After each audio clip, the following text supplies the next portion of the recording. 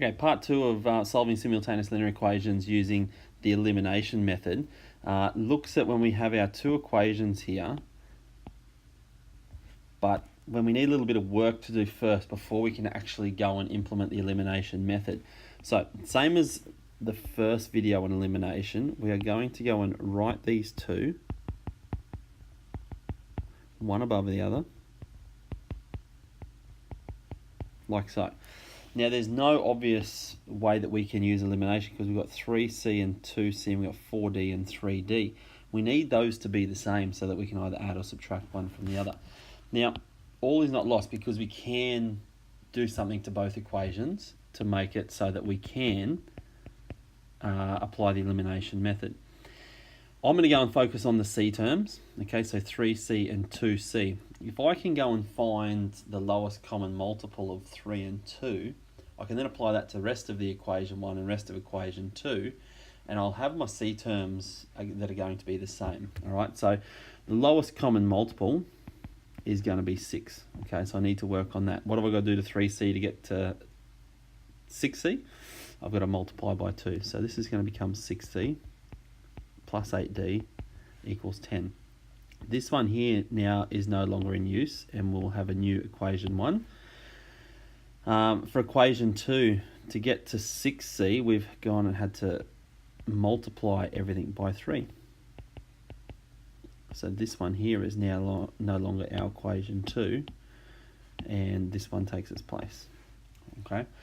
What we have, as I said, is that we've now got one of our variable terms that are the same, and we can now go and add or subtract one from each other. Now, I've got 6c and 6c, they're both positive, which means I'm going to go and subtract one from the other. So I'm going to subtract equation 1 from 2. Okay, now the reason it's subtracting 1 from 2 is because I've got this 9d term here and 8d here. All right, I'm just looking at keeping them positive at all cost.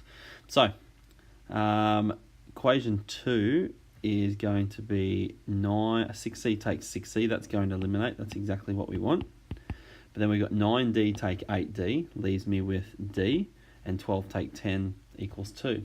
All right, that's the first part of our solution. It turns out there was no work to do once we applied the elimination method. Same as the first video then, we are going to go and sub d equals 2 into one of those equations. Now, neither of them looks easier than the other, so I'm just going to go into equation 1. All right, now equation 1 says 3c plus 4 lots of d. Now we know d is 2, so 4 lots of 2 gives us 5. Okay, 3c plus 8 is 5.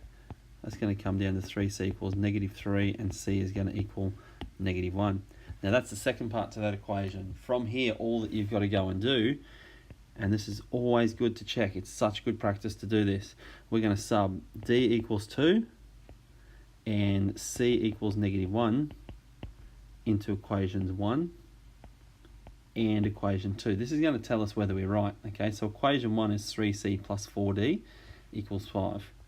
3c plus 4d equals 5. Now we go and sub our values in. 3 lots of c, so 3 lots of -1, plus 4 lots of 2 should give us 5. So -3 plus 8, and it turns out that 5 equals 5, which is that left-hand side equals right-hand side. That's what we're gunning for. Looking at equation 2, 2c plus 3d equals 4. 2c plus 3d equals 4. Same again. 2 lots of c, which is 2 lots of -1, plus 3 lots of 2 should give us 4. -2 plus 6 does actually give us 4, which again is that left-hand side equals right-hand side. So success again there. To tidy these questions up, therefore, go and state what the solution is. The solution is, we've got d equals 2 and c equals -1.